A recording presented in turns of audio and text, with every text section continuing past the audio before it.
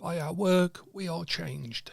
Hello, I'm Marcus, and this is the Actual Magician's Bookshelf channel. And in this series, I'm looking at a range of magazines from the 60s, 70s, 80s, 90s into the 21st century of occultism, so that we can discuss the scene as it was historically and look at how these magazines have articles for the future of Western esotericism in general.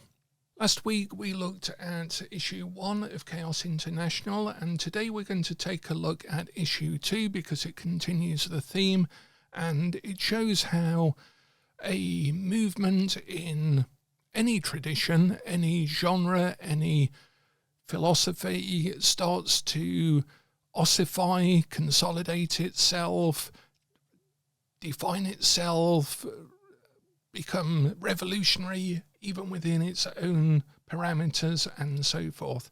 And obviously Chaos Magick owes a lot to the work of Robert Anton Wilson, as well as Austin Osman Spare, Aleister Crowley, and we start to see some of these influences really coming in the second issue of Chaos International, which was published in, I think, 1987. And it also addresses some of the feedback that we had to Chaos International 1. So we're already starting to see how it's being received, discussed, and forming its own body of work, even as it tries to revolutionize and kick back against the establishment of occultism at the time, which is mainly the Caliphate OTO, which is mentioned in here, Thelema, the Golden Dawn, and some of the more Christian-based and Dion Fortune-based orders and groups and so forth. So let's take a look at Chaos International number 2. A wonderful image on the cover. I always like the covers. They vary in their sort of design. Sometimes they're quite simple, quite straightforward, quite provocative. And we can see, again, this is part of my collection from the Bow Repair Nexus that we were in, the reading room. So I allowed people to read these but not borrow them. And that's my pre-married name there. So this was 1987, I believe. Let's take a look. 1987. And this one was edited by Ray Sherwin and P.D. Brown. And we can see some names that we might recognize here if you're into contemporary occultism. So we have names like Phil Hine, Hugo Lestrange, Stephen Mogg Morgan, Will Parfitt, Pete Carroll, Frater WHH, that's myself, Will Parfitt again, Dave Lee, that's myself again, Mark Green. I'll do a reading of the Clockwork Museum and explain what my thinking was behind that. P.D. Brown, that's the cartoon, the strip that was being run. Freya Aswin as well, who we met, and I'll mention her article on the runes, and Pete Carroll again, Brian Ward, great illustrations. So where's that? That's on page 45. So there's one of Brian Ward's wonderful illustrations. And people like Solomon Entwistle are obviously pseudonyms, and quite often there were only a few people behind the magazine.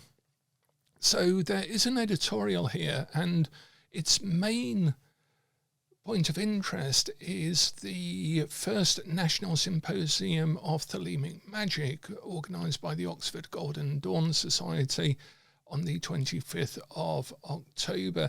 And Ray Sherwin was actually present at that, and this is part of the rebellious nature of the current at the time. There was quite a shake-up, and I remember, for example, attending the Golden Dawn. I think it was the 100th year century anniversary, and that was rather rudely interrupted by, I can't remember the guy's name now, but he marched in and turned on his heel and yelled, "If you want to join the real Golden Dawn, then follow me." And he turned on his heel, walked out, slammed the doors behind him, and the people up on the panel, which was on a stage well above the height of the audience, all looked and thought, no, maybe there was this embarrassed, very English silence, polite silence. His name will come back to me in a moment, I'm sure. But so things were being mixed up at the time. So Ray Sherwin was at the Thelema Magick Symposium. David Rietti of the Caliphate OTO presented a definition of Thelemic magic, and he, it's mentioned here, he did himself a disservice by dressing rather severely, which misled some of the less experienced members of the audience, but his argument was well reasoned and presented. I imagine that he was dressed in a very black suit with a black tie, perhaps, that sort of look, and that might have had some political connotations for an English audience, who knows. But Mike McGee gave a talk. Mike was very much into Tantra and a lot of the Eastern religions and systems of mysticism, magic and spirituality, and Ray Sherwin was obviously there. And yeah, so it just talks about what was going on at the time. But very dynamic, very active in 1987. It mentions the first issue of Chaos International was very well received from a dozen countries. Obviously, it was mailed to people. And it already points out, one magazine didn't like the fact that Chaos International was put together by consensus of all of the working groups and individuals with whom we'd been acquainted over the previous 10 years, and also accused us of representing the grubby side of Chaos Magic. So, again, there's a movement already to define Chaos Magic against other forms of offshoot versions of Chaos Magic. There's almost a race to the post to be the people who are defining Chaos Magic, whilst at the same time recognising that Chaos Magic shouldn't be defined or controlled, but it's just human nature to try and define and make sense of things and even control them.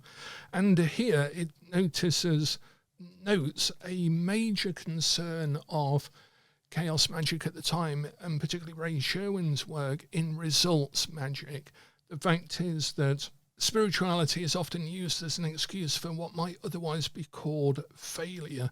Chaos Magic is a definition here of its concern with getting results at all levels, and the advantage of using sorcery to achieve a power basis from which to work on cannot be overstated.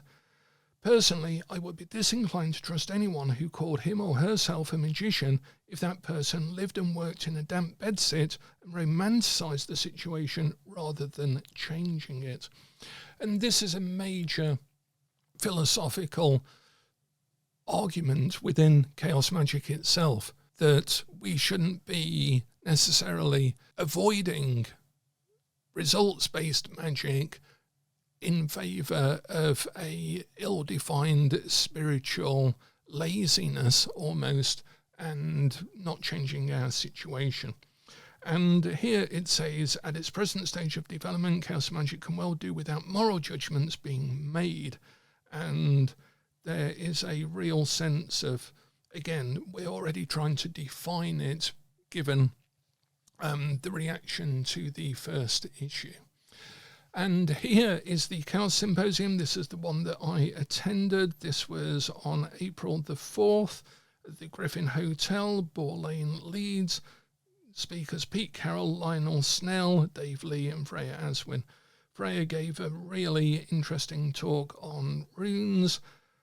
Lionel Snell was very charming, very informed, gave a talk on, I think it was about virtual reality, which was way ahead of its time at the time, and the idea or notion that we're living in the Matrix sort of thing, and that was very fascinating as well. And yeah, tickets were £3 and also available from the Leeds University Occult Society that was involved. And we actually had a ritual after that, which was I'd gone with a couple of colleagues in occultism, and I'd taken a friend, I'd roped in a friend who knew nothing about any of this stuff, but was interested from a sort of tarot perspective, and he found himself in a ritual in a dark room with about 50, maybe 70 people in it, all chanting vowel sounds and then passing around a big goblet of wine, but he didn't know if it was drugged or anything, and we were invoking Baphomet and so forth. So he had quite an initiation into occultism as a result. And Jan Fries, I think, was staying with us at the time, and he was obviously interested in meeting Freya Aswin, as they shared an interest in the runes and so forth. So the actual articles, then you'll notice we've got a quote here, an epigram from H.P. Lovecraft, from Phil Hine, who is still very active in the scene. And this is basically a look at reality, a look at identity, a look at how we're moving beyond classical sciences and dualism into a far more nuanced view of identity and the self and magical will as well. So following this line of thought, identification such as I as an individual ego, which has free will and volition, begin to collapse. They're only true when awareness is limited to the confines of reality, as defined by classical science, the world of duality. So there's a sense of, again, we've got this dichotomy already in Chaos Magick was originally, in my opinion at least, founded from a scientific approach to things, and yet a lot of the practitioners were anti-classical science for sure, and were eschewing a far more emotive, a far more experiential path, and moving away from a theoretical and over-intellectualized view of the universe and occultism. So it had a schism in it all the way from the beginning, I think, Chaos Magick, and that sort of led it into different branches quite quickly. Here we have a gauntlet from a witch. So Lynn Morgan here is talking about witchcraft and about the gender balance and its place in occultism and so forth. And so that's quite an interesting and timely article. And again, a lot of this is way ahead of its time because people were very enthused and activated by Chaos Magick itself in bringing their thoughts to it and really thinking and rethinking occultism and esotericism. So does the world of magic have to incorporate the duality of society so that magic groups are dominated by men and male energy, and witch groups are the only place in which women can experience their true identity and or lesbianism? Can Chaos Magick accept empowered women? That they must do so appears to be the argument put forward by Claire Fennell and Ray Sherwin in the last issue. And yeah, so there is again a thinking about roles in occultism, and this is 1987. So we are in 1987 here. And so that's 13 years. It's almost, what's that, 13 years plus 25, 38. It's almost 40 years ago. So that's 4 decades ago, almost half a century ago. And yet this seems very contemporary, and it's a discussion, argument that is still going on in modern occultism, but we were already there discussing it 40 years ago. A provocative article on Satanism for today, and a sense of how Satanism fits with the church, with pacts, with making a relationship with one's ultimate demon. And so again, it's a very much defining view of the role of Satanism and the movement of Satanism to again rebel against established religion, particularly Christianity. So again, there's a sense of also the definition of a traditional Satanist as well.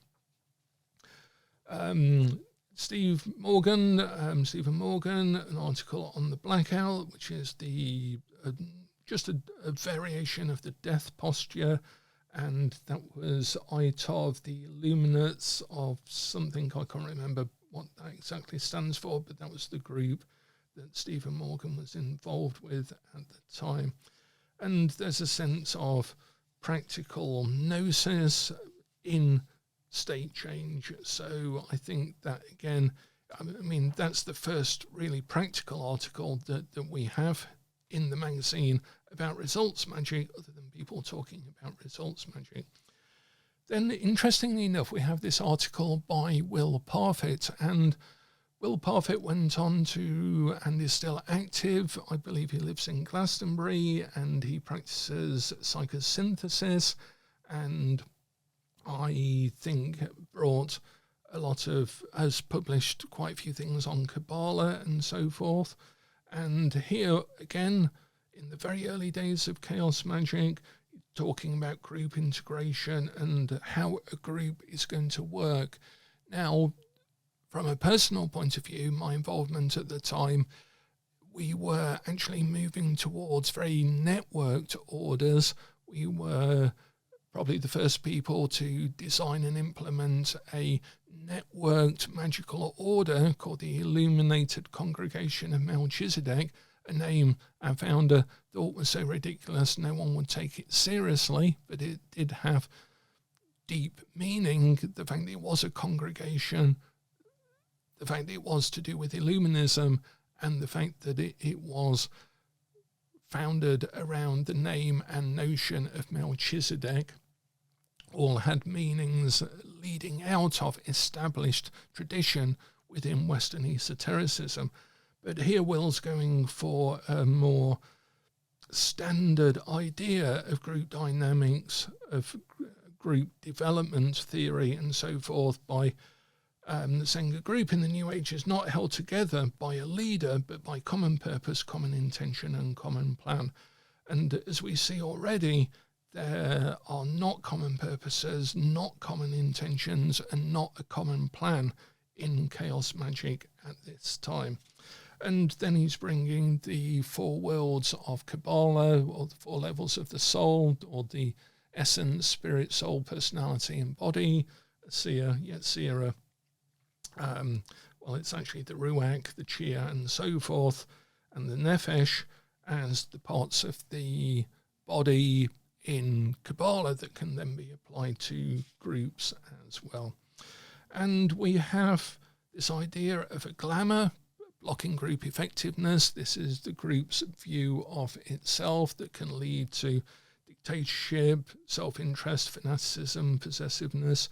In effect, I don't think he mentions it from memory, but this is sort of avoiding the group becoming a cult, because we start to have the known symptoms of cult activity being denoted here in this article. And then an exercise for a group, which is probably something that Will Parfitt had in his own practice, in his own group, and so forth. Then we come to Pete Carroll's bridging from the Cultural Revolt of the 60s and 70s into this last popular outbreak of mass optimism, and talking about how the sort of shamanic nature of history and society is leading to a revival of interest in occultism and chaosism. Chaosism provides a welcome relief from paranoia, conspiracy theories, religious or political presuppose that history is being manipulated. And so he talks about a whole smorgasbord of ideas about quantum theory, neurophysiological basis of mysticism and magic, and so forth. There's a refocusing of chaos magic onto this sort of scientific new science of quantum parapsychology and so forth going on here. But again, a very theoretical and self-defining article in a magazine that is supposed to be about results, magic, and so forth. Very few people are discussing their results, their experiments, and so forth, because this is pre-internet as well. The internet wasn't widely available at the time.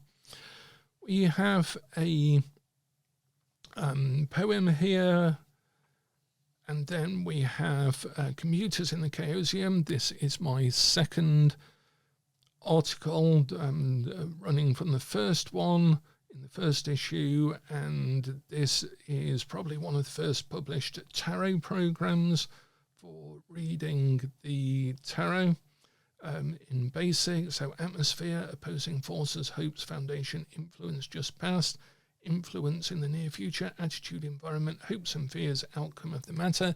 This is a very early version of my form of the Celtic cross.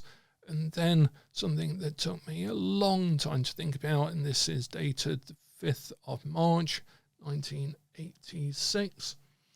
And this is a I-Ching program. So this is basically all of the lines, and I tried to actually get the program to replicate the random drawing of the lots as well, and converting it into hexagrams in order to print the hexagram numbers. So it was a bit more complex than it could have been. I could have just had it randomize however many 64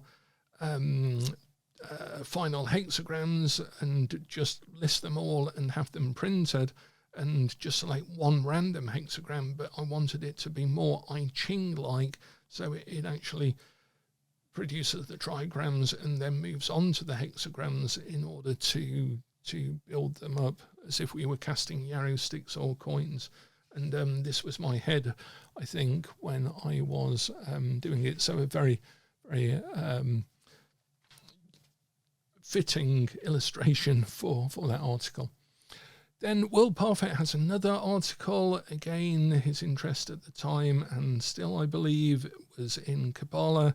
So here's a very early article on the Shekinah, and again, an actual meditation. So again, another practical thing from Will in the magazine. This is for the indwelling of Shekinah.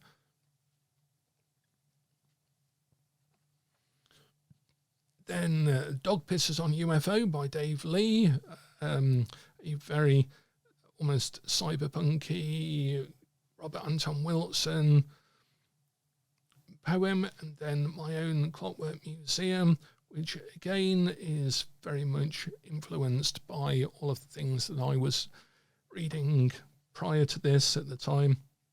Sometimes, somehow, someone looked us up in a Clockwork Museum, but luckily for some, those that still know what an exhibit is, dare I count them even on one hand, he forgot to turn it off.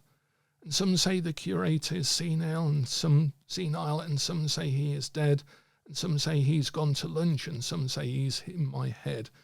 No one wakes up now, not unless they have the odd little nightmares that the world ain't really what they think, that perhaps they're living in a dream. And then these people speak cautiously to to see if there's anyone else left alive in here. And some get locked away, and some give in to die or end their life, and some end up in little rooms telling the truth to white-faced doctors and the medics of the mind. I got given a key, but I thought it a tree. I got given a map, but I thought it a trap. I got given a way, but that was yesterday. I got given a spell, but no one to tell. The brothers are on the outside, awaiting on the inside, watching by the exit door, knowing the final score, hiding amongst the robots, hiding amongst the sleepwalkers, hiding amongst the zombie men, hiding amongst the monkeys, who will come play hide and seek with me. This was very much inspired by my experiences with the Fourth Way work, with the Gurdjieff work, and with Peter Gabriel's lyrics in The Lamp Lies Down on Broadway. And so it's very much a call, really, a invitation to other people doing the Fourth Way work to get in contact, because I was interested in reaching out to as many people as possible at the time. So, magical perspectives, and again we have a foundational article here on the definition of magic, and it looks at Crowley's version, it looks at a almost scientific version, energy tending towards change, and then it goes on with a scientific and semantic overlay onto what occultism, what magic actually is. So again, it's trying to be anti-orthodox or question orthodoxy, question the overall worldview, and it uses Kabbalah, it uses modern science, it uses all sorts of things. So the references here are Magic Without Tears, Robert and Tom Wilson's The Illuminati Papers, which we actually have here, a couple of different versions of those, so we can actually see that these sorts of things were foundational to Chaos Magic. These are the things that were being looked at the time in order to... What was the conclusion? Magicians are always involved in in balancing acts of one kind or another. One such balance is between effectiveness and flexibility. Closed, fixed belief systems held with absolute certainty confer large amounts of power at the cost of limitation and rigidity. Relativistic systems, which are constantly changing, give a greater degree of freedom at the cost of diluting the power of belief. Faith may move mountains, but without doubt, we risk spending our whole lives shoveling earth. The best option is to be an agnostic Gnostic, an agnostic Gnostic. So perhaps that's what we're reaching as the core of Chaos Magic, to be an agnostic Gnostic. And we have the half an inch. I love, again, these illustrations. These were my favourite sort of illustrations of Chaos Magic. This is how I saw it in my own head. Then magical properties of the runes. This is Freya Aswin, and again we have the 24 Futhark, and Freya Aswin was quite an interesting character, probably still is. Daemons, and here we have again another article by Pete Carroll, and it's a thought piece, and notes here as well. Had we not been lecturing on Chaos Magic in Germany at the time, we would have addressed the Thelemic Symposium thusly: is the glamour of the lesson so great that the teaching is obscured? And it really is attacking, questioning, challenging Thelemic orthodoxy as well. And there is no centre, the world is on fire. You cannot step in the same river twice. It is vain to search for solid ground. Self is illusion. The universe is random within arbitrary limits. All is chaos. Enjoy it. It's again a challenge really to the Thelemic groups at the time, and perhaps the cult of Crowley that is sometimes implicit in those groups. Ironically, the work with the German groups or individuals at the time led to a big falling out, a big falling out within a very small group of people, and it replicated, in effect, the fallout in the Golden Dawn itself. So there is literally nothing new under the sun, even in Chaos Magick. Then we have a couple of letter-type articles at the back, and then we have some small ads. The Way of Magic by Will Parfitt. The German-speaking section of the IoT was officially inaugurated in November 86 with a tumultuous mass of chaos in a cave beneath the Seven Mountains district of the Rhine Valley. So this is when the German side of Chaos Magick was being formed. That was later to prove part of a big split in Chaos Magick. Anubis magazine in German. And then reviews. This is an interesting one of the Chaosphere, which is a absolute rip-off of the Chaos Chamber, and this was produced by the Sorcerer's Apprentice. So I think in pulling away from the Sorcerer's Apprentice, even as early as 86, there was a bit of Chris Bray and co doing their own thing with Chaos Magick, and Ray Sherwin absolutely ripping into the Chaosphere and its terrible production and so forth at length. And here, Fusion and Cannibalism, the Chaos Magick Scene by Dave Lee, already noting that there are magazines like Nox and Chaos, edited by Joel Barocco, and Nox was edited by Steve Sennett and Louise Harwood, and these magazines were bringing in a sort of heretical look, an anarchist sort of look, a revolutionary look at occultism. And because we were all being able to produce magazines with the advent of home computers, home printers, then there was a new upsurge, as I mentioned in the first video in this series, of occult magazines, of which we can then get a good view of what occultism was at the time. So this is bringing in Kenneth Grant's work from a non-OTO perspective, and that's part of the Thelemic movement, part of the Typhonian movement, which again is seen sometimes as a bit of an anathema to standard Thelema. So again, we can see in this magazine a quest for self-identification within the whole movement itself, and the seeds of the later schisms that beset a group of people in the same way that every group of people is always beset. So it's very interesting looking at that in sort of 86 to 87, how nothing changes, and the fact that groups still have these issues even to this day. And the fact is that at the time there were few practical articles. I don't know if we take a random one from the middle, say number 12, and take a look at the articles here. We still have Phil Hine. We still have again Phil Hine. I think Phil started to edit it quite early on, and as a result, yeah, it changes quite a bit in later issues. We have some Chaoist Metaphysics by Pete Carroll, page 33, Weird Science, Pete Carroll again.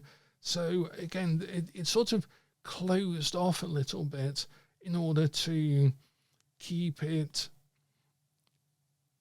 purer to the original intent, I guess, but as a result started many schisms as well. So we have a simple sigil method there, that's practical method. something to do with the festivals there. Look at world religions, jokingly, of course. So it's Andrew Chumbley, quite interestingly, given his later work, Magic is Not for All. I think it's quite interesting to see the original roots and what sort of articles people were writing long before they became more well-known, long before the community in itself, like the grimoire community, the collectors community, all of these things begin to accrete around the internet and the way that the internet sort of forces people into forums, into groups, and automatically becomes self-defining within that and accelerates that process. That we have articles by people like Andrew D. Chumbley, and we can see the original ideas for, to my mind, there is enough evidence for us to believe as if the witch cult has always existed.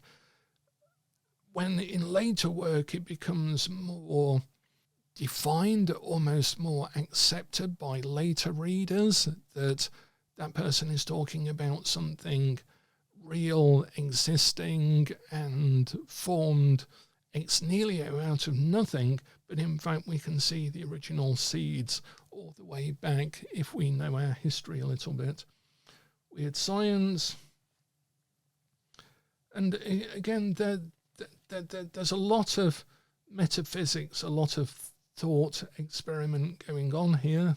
One by Caroline Wise there. And very few, less than one would expect, very few practical articles, I think.